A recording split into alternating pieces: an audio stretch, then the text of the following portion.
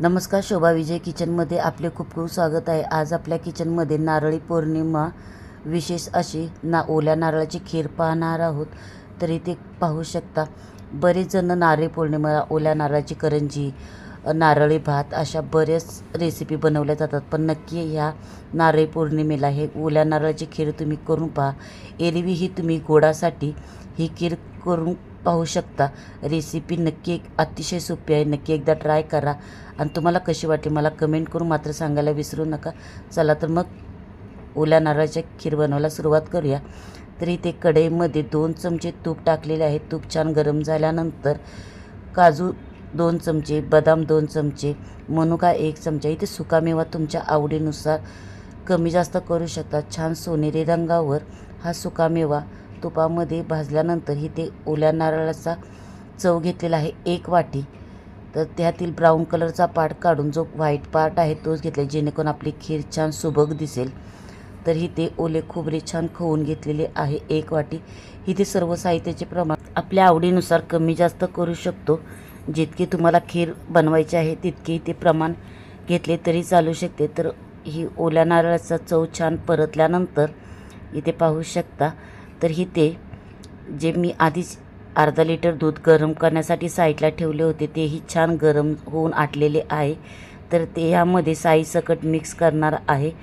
तर इथे तुम्ही जर कच्ची दूध वापरले तरी चालेल, पण खीर बनवण्यासाठी बराच वेळ लागेल। तर इथे मी आधीच दुसऱ्या गॅसवर गरम दूध करण्यासाठी ठेवून ते 15 ते 20 मिनिटं छान आटून दिले होते, ते यामध्ये मिक्स करून घेतलेले आहे।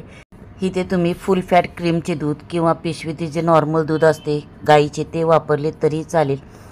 तर इथे आपले दूध आधीच गरम होते, त्या कारणाने इथे लगेच उकळी आलेली आहे आपल्या खीरीला। तर इथे मी 4 चमचे साखर टाकलेली आहे। साखरेचे प्रमाण तुम्ही कमी जास्त आवडीनुसार करू शकता। तर साखर छान इथे मिक्स करून आपल्याला विरघळून घ्यायची आहे। खीर अतिशय बनवायला सोपी आहे, कोणीही बनवू शकेल, इतकी झटपट बनते व चविष्ट बनते। नक्की एकदा ट्राय करा आणि कशी वाटली मला कमेंट करून सांगायला मात्र विसरू नका। तर इथे पाहू शकता छान इथे मी अजून 2 ते 3 मिनटं ही दूध छान आटून दिलेले आहे। तर एका वाटीमध्ये मी थोडेसे केसर दुधामध्ये भिजत ठेवलेले होते तेही यामध्ये मिक्स करत आहे। ऑप्शनल आहे, नाही वापरले तरी चालेल। तर इथे सर्व खीर छान पुन्हा एकदा मिक्स करून घेत आहे। तर इथे मी केशर टाकून ही खीर बनवलेली आहे। जर तुम्हाला वेलची पावडर टाकायची आहे तरीही तुम्ही टाकू शकता। तर इथे पाहू शकता आपली खीर जवळजवळ तयार झालेली आहे। ही खीर तुम्ही थंड गरम कशी सर्व करू शकता।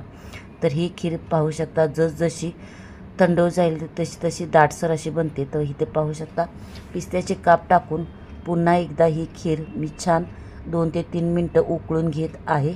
जर इथे तुम्हाला ही खीर दाटसर पाहिजे असेल तर ही तुम्ही अजून आटवू शकता किंवा मिल्क पावडर ही मिक्स करून घेऊ शकता। तर इथे पाहू शकता खीर छान थंड झाल्यानंतर हे जे टेक्स्चर दाखवते अतिशय मस्त अशी ही आपली ओल्या नारळाची खीर बनलेली आहे।